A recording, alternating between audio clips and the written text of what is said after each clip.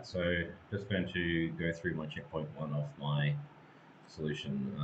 So I'm going to work towards a Node.js server with a modern Angular front end to expose the data from the server.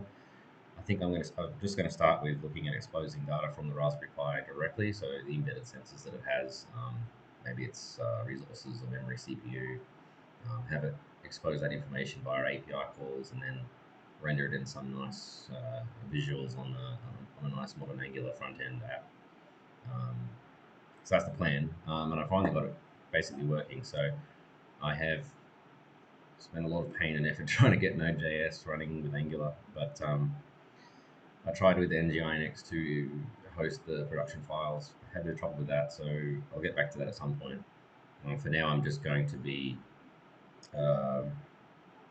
just running ngserve with a dedicated port and a dedicated host name. So basically, I just do ngserve with the host name specified, and it just runs it. It's like dev mode only, but it certainly gets me going. So on the left tab here, I've got two tabs. Left one is is now the Node.js backend. So I've set up a Node.js server that I can just run, and that's going to serve on port 3000. And on the second tab, this is to have the Angular front end.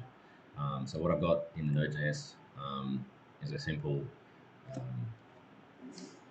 API that exposes one field, the temperature of the Raspberry Pi.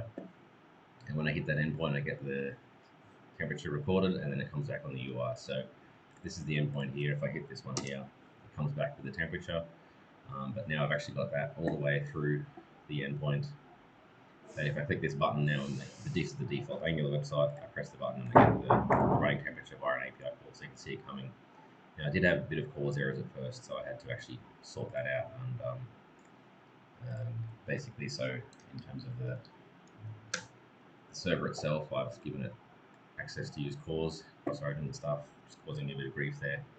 But other than that, yeah, this is a simple API that just gets the temperature so far.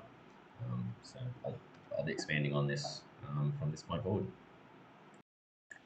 Just also wanted to be specific about the two technologies. I didn't mention it explicitly, but I'm doing this API based on week 5 language libraries complexities.